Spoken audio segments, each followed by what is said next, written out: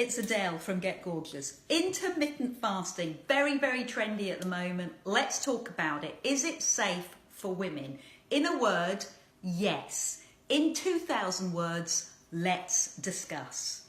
Fasting, have you heard of it? Dry fasting, wet fasting, intermittent fasting, 5-2 fasting. Yes, you've heard of it.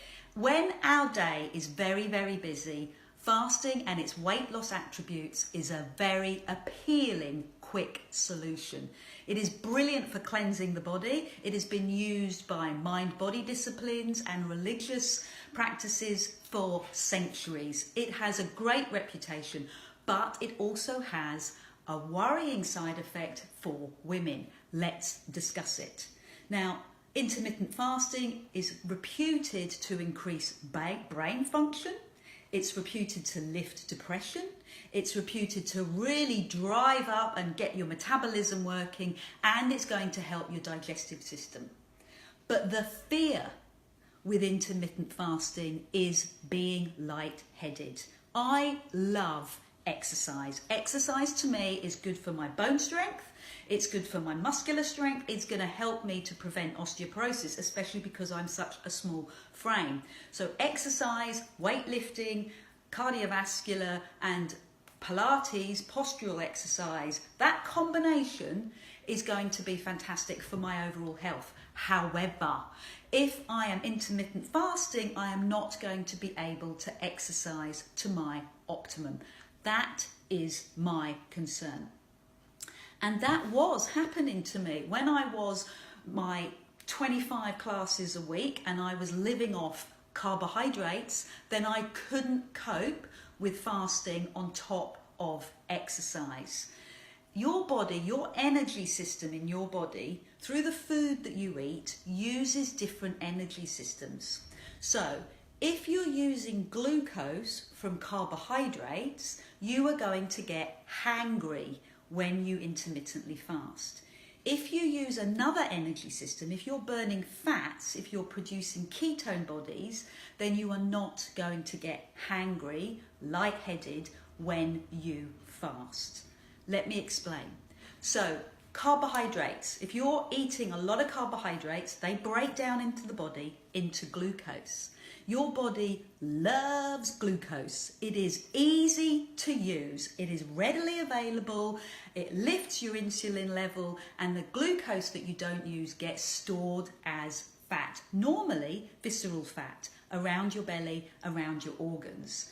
Glucose is easy to access for the body. So like a teenager sat on the settee, it is going to want to use glucose. You're going to crave glucose because it's easy. It's easy for the body to turn into energy.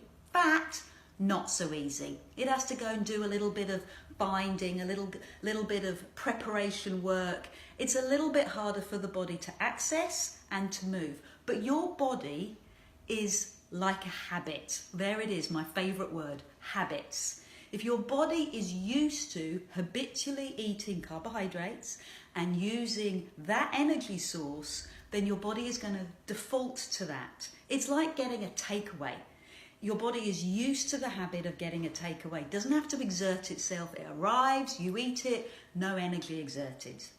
If your body has got to find fat in your body, it's got to break it all down, it will do it if it's used to doing it, if it's in the habit of doing it. So if you're in the habit of going out and foraging for your food, i.e. the supermarket or the farmer's market, bringing it home and cooking it, you're used to that. It is a habit. It's the same with your body.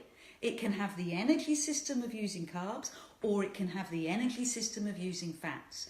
And once you understand that, once you can shift your macros into eating more fats and proteins, intermittent fasting falls into place.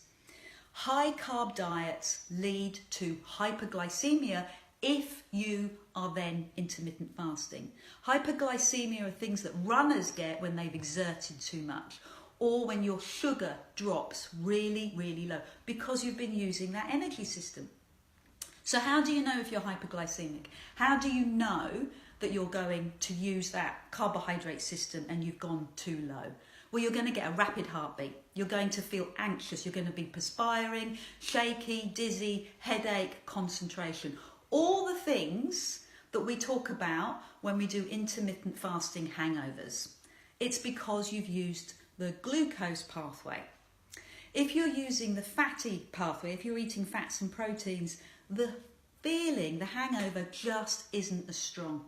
You're going to feel much more adaptive. You're going to be able to adapt your body so much easier. So intermittent fasting is going to help insulin sensitivity because you're reducing the amount of glucose in your body. When insulin does operate, you're going to be much more sensitive to it. Now, we all know that diabetics, too much glucose in the system, you're producing too much insulin, the body just doesn't listen anymore. In diabetes, you start to age your body, your brain starts to age, there's just too much glucose. So intermittent fasting is going to help you to be more sensitive to insulin and glucose. Autophagy is a natural process that happens in your body, and it is heightened when you go into intermittent fasting. You start to break down the body's cells, the ones that you don't need anymore. You start to recycle them and you create new cells, ones that your body needs, like fatty acids, amino acids, the building blocks of life. This natural process occurs more when you are fasting. Amyloids are these protein plaques that come around in your body that form these nasty little plaques, and you want to break them down. So if you start to intermittently fast, autophagy is going to mean that you're going to help that natural process to happen more. Winner. Apoptosis is cell death. Your cells are dying all the time and you're recreating them. Wahey! And that process is going to be heightened once again with intermittent fasting. Your body can spend the time not digesting food. It can then go off and do the little jobs that it needs to do on its to-do list.